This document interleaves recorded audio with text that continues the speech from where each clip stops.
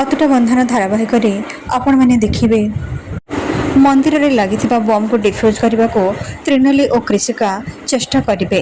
ଶେଷରେ ତ୍ରିନାଲି କ୍ରିଷିକାଙ୍କୁ ନେଇ ସେ ବମ୍କୁ ଡିଫ୍ୟୁଜ୍ କରିବାକୁ ଆସିବେ ଆଉ ସେମାନେ ଆସି ପାହାଡ଼ ପାଖରେ ପହଞ୍ଚିବେ। ତ୍ରିନାଲି କହିବେ, କ୍ରିଷିକା ଆମ ପାଖରେ ଆଉ ବେଶୀ ସମୟ ନାହିଁ, ଯେମିତି ବି ହେଲେ ଆମକୁ ଏ ବମ୍କୁ ଏଠୁ ଦୂରକୁ ନେଇକି ଯିବାକୁ ପଡ଼ିବ, ନହେଲେ ଏଠି ଥିବା ସବୁ ଲୋକମାନେ ବିପଦରେ ପଡ଼ିଯିବେ।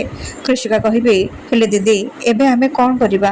ଏ ବମ୍କୁ ଆମକୁ ଦୂରକୁ ନେଇକି ଗଲେ ଯାଇ ଆମେ ଲୋକମାନଙ୍କୁ ଏହା କବଳରୁ ବଞ୍ଚାଇ ପାରିବା। ଏହାପରେ ସେମାନେ ସେ ବମ୍କୁ ନେଇକି ପାହାଡ଼ ଉପରକୁ ଚାଲିଯିବେ।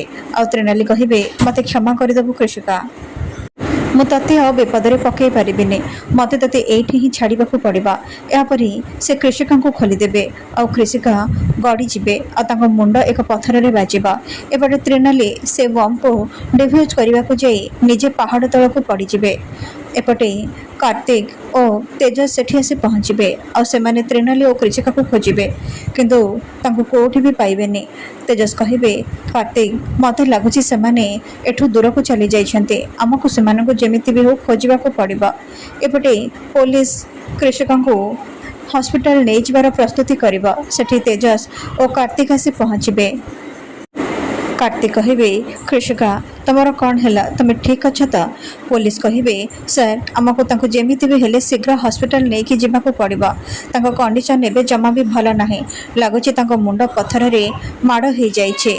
ଏହାପରେ ଆମ୍ବୁଲାନ୍ସ ଆସି କ୍ରିଷିକାକୁ ହସ୍ପିଟାଲ ନେଇଯିବ ଆଉ କାର୍ତ୍ତିକ ମଧ୍ୟ ତାଙ୍କ ସାଙ୍ଗରେ ଯିବେ। ଏପଟେ ତେଜସ୍ କହିବେ, କ୍ରିଷିକା ଯଦି ଏଠି ଅଛନ୍ତି ତାହେଲେ ତ୍ରିନାଲି କୁଆଡ଼େ ଗଲେ? ମୋତେ ଯେମିତି ବି ହେଉ ତ୍ରିନାଲିକୁ ଖୋଜିବାକୁ ପଡ଼ିବ, ତାଙ୍କ ଜୀବନ ଆଉ ବିପଦରେ ପଡ଼ିଯାଏନି ତ? ଏହାପରେ ସେ ତ୍ରିନାଲିକୁ ଚାରିଆଡ଼େ ଖୋଜିବେ, କିନ୍ତୁ କେଉଁଠି ବି ପାଇବେନି।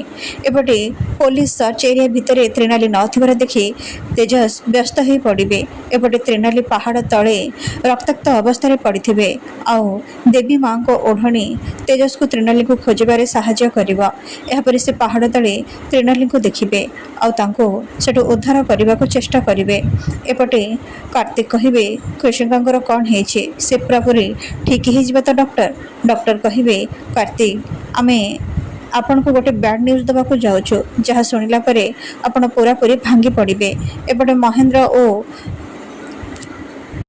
ଭବାନୀ ଆସି ହସ୍ପିଟାଲରେ ପହଞ୍ଚିବେ।